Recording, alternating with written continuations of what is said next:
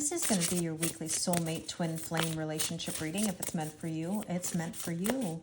We're going to take a look at the energies between you and your person. We're basically going to facilitate a conversation to see where the two of you are at. We're going to look at your headspace. What are you feeling? And what are you hoping for the next steps? Okay. So as I'm filming this, it is Friday morning. The week has flown by. I don't know if any of you feel the same way, but the energy from the new moon solar eclipse was, wow, I mean, super intense, almost like a flash. Like I said, this whole week just completely flew by, and a lot of emotions were running high. A lot of people were reaching out for emergency readings. So many things were happening, you know, in the day-to-day that was just causing a lot of stress, a lot of tension, a lot of emotions. And sometimes it just takes a little bit of downtime, a little bit of relaxation to get some perspective. So take a deep breath if you've been feeling overwhelmed. Everything is going to be okay. Now, something that has come up actually quite a few times this week is the topic of how do you know someone is coming correct? And yesterday I posted a real text exchange between me and somebody that I knew a few years ago, and I wanted to show you what that entails. Meaning, what does it look like when someone takes responsibility or accountability or demonstrates an understanding of what happened? Now, that doesn't mean that you have to get back together or that it has to mean anything, but I was sort of reminded of this conversation, and I'm really glad because this was an example, you know, of someone who had courage many months later to reach out and take responsibility. They didn't just say, hey, hey, stranger. And I want to remind you that when someone says, hey, stranger, you know, and let's say there's a ghosting situation, we're strangers because you ghosted. Okay, that's what always gets me. That's what always makes me laugh. So if you haven't seen that post, go check it out. I think that this person deserves a lot of recognition for their ability to process their feelings and acknowledge. So let's take a look at the overall themes and messages for your relationship or your connection this week. And we have here Stag Spirit, leadership. See what I mean? Taking the lead. Now, when it's your own personal growth and evolution, always be in that energy. If this is about a relationship, make sure you're recognizing that there's balance and that you don't want to be in that overgiving. Overgiving is basically leading, okay? Because you're essentially trying to provide and you're trying to give. And don't get me wrong, there's nothing wrong with giving. The issue is when we're overgiving, overdoing, and problem solving, okay? So we're looking for people generally to take the lead in the relationship, right? If we're looking for a balance of masculine and feminine energies. And with that, we have expression, being able to share your feelings openly, being vulnerable and being honest. You know, that's what I felt that that text exchange was. You know, it was vulnerable. It was honest. Yeah, it was many months later. But you know what? It was something that really gave perspective, I guess, you know, because sometimes in those moments we don't know what to do or we don't know what is going on. And so I recognize that not everybody will have that opportunity to receive an apology or to get an answer, but I want you to know what it looks like when somebody comes in, okay? Let's see what else. We have here blowing kiss, unconditional love, giving and receiving, fairness and love, affection returned. Okay, so I just talked about giving and receiving, and that's exactly the point. There needs to be some sort of balance there and some fairness in a connection. It can't just be one-sided, you know? And when somebody does come back, I want to add this point that you're the one actually in control. If you jump way too quickly and you just lean right in the moment they come in, they've won. They have all the control. You're the one that gets to decide. You're the one that gets to choose, not them. Okay? So let's get into the cards. Let's look at the tarot and see what's going on in your headspace. What are you thinking about right now? And we have the Seven of Swords. Okay. Are you thinking about fear? Are you thinking about somebody not being honest? Because we just talked about honesty. The Fool. How can you start something new if you're not honest? And that goes for you too, right? In order for a relationship to flourish, there's got to be accountability. There's got to be vulnerability. There's got to be honesty. And that's very hard at times because it means owning our stuff, you know, being willing to take a risk. Because the Fool is really saying no risk, no reward. Now, in your person's headspace here, there's the King of Pentacles. They're moving extremely slowly. That's an energy that says there's abundance in the long run. It's just going to take some time, you know? And you have to ask yourself, you know, are you patient? And what I mean by patient is not waiting. It means you're living your life, letting things come your way. Like, if there's consistency from this person, if there's ambition, if there's communication on a regular basis, then by all means, engage. If it's hot and cold, if it's breadcrumbing, then I would think twice, okay? There's a death and a rebirth happening. Your person is going through a major transformation and change, and it can be a struggle, you know?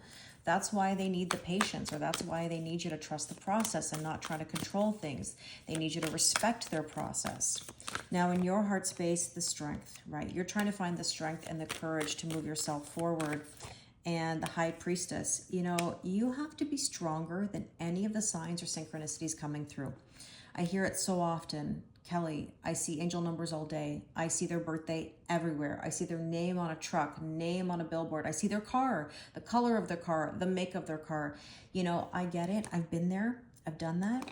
And what I can tell you is that those are all tests to see whether or not you're in the old or the new. If you're going to allow the signs and synchronicities to pull you backwards, you're going to stay in waiting energy. If you smile, say thank you, but go about your day or go about your life, you're showing the universe that you're putting yourself first, okay?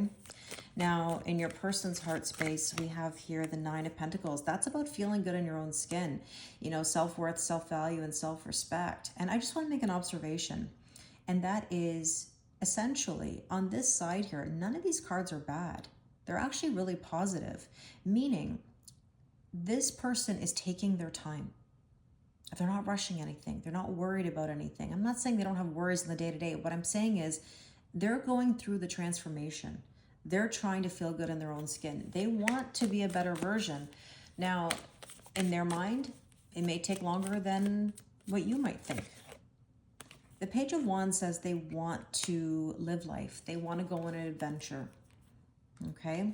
Ultimately on their terms, right? So you have to ask yourself, are you okay with that? Because ultimately, your growth, your life is on your terms, right? So you're wanting to take a leap of faith. But again, you're wondering whether something is accurate, truthful. You know, you're being tested on every level to see whether or not you can trust the process.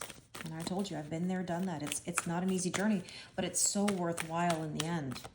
Now, you're hoping the next steps are movement for sure, but you're conflicted. You're saying, okay, what are we? What are we doing? What is this? What am I doing? What do I want? You know, what do you want? It's very much a back and forth. And see the Devil, restrictions, addictions, and codependency. It's real stress about how to move yourself forward. And again, I totally understand that feeling. But nothing changes if nothing changes, right? We repeat that very often. Now, in your person's side here, what are they hoping for the next steps? Six of Cups. You know, Six of Cups is childhood wounds. You know, maybe they've got some things to process, some old traumas, triggers, and hurts, but it's also a wish coming true. And I do think that is lovely. I mean, it is also a card that can be reflective of a past life connection. And look at this, Ace of Cups. They want a brand new emotional beginning, but that brand new emotional beginning comes when one fills their own cup, right? They don't worry about filling everybody else's cup first. So let's take some cards here to clarify. Let's go back to your headspace here. And we have conflict, yeah. If you're feeling conflicted today, I'm not surprised. You might be clashing with each other, feeling the differences, or you're wondering about your compatibility. Now, in your person's headspace, they might be silent, frozen, no words, or a stone wall, and that's not easy. So again, if they're in that energy, okay, let's assume for a second, they're working on themselves, they're doing what they got to do, and they're frozen. You can't sit and wait, right? Waiting just brings more waiting. If they're going to come in correct, right, they're going to take a leadership role. They're going to take accountability. They're going to acknowledge the silence that there's been. Now let's see, in your heart space, what do we have here? Oh, we've got two cards. Let's see. Okay, somebody's being elusive, right? You feel it. And that's the dishonesty. You're wondering if they're not being true. And there could be some confessions coming your way. I have seen that confessions card come out a lot. Now on your person's side here, they want a second chance. I've been feeling these reconciliation vibes. Look, people come back. It's just a question of, do they come correct?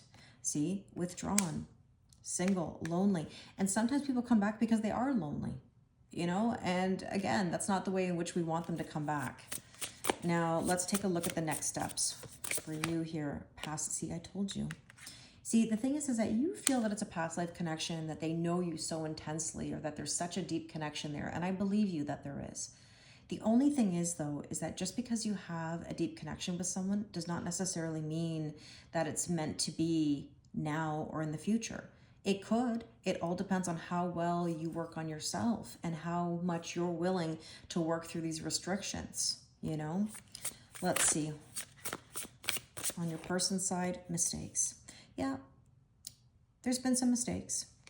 They've been lost, but essentially, they've got to come correct. Wow, the topic of these last few days is all about coming correct. Okay, let's take a Power of Surrender card just to see what each of you need to surrender or surrender to. And we have here, see, surrender your fear of intimacy. You're ready to let love in, compassionately identify, and begin to release any patterns that stop you from opening your heart. This is the thing. You want the intimacy, but you're afraid of it. You know, the heart wants what it wants.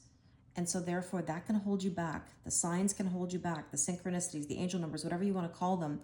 You know, intimacy is built by working on yourself and putting yourself first. If somebody's not ready or does not have the capacity, then you have to be willing to make a boundary. Very hard to do. Now, I can help you with that. I mean, if you'd like to do a personal reading with me, this is what I do every single day with people. I help them through these situations. The link is in my bio for that.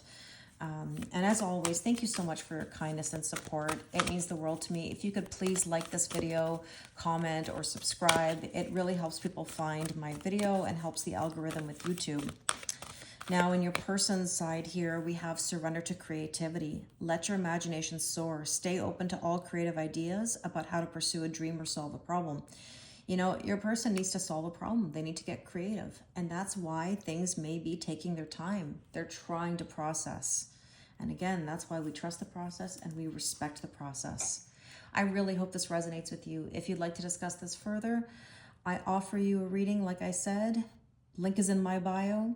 Thank you very much, and I wish you an amazing day.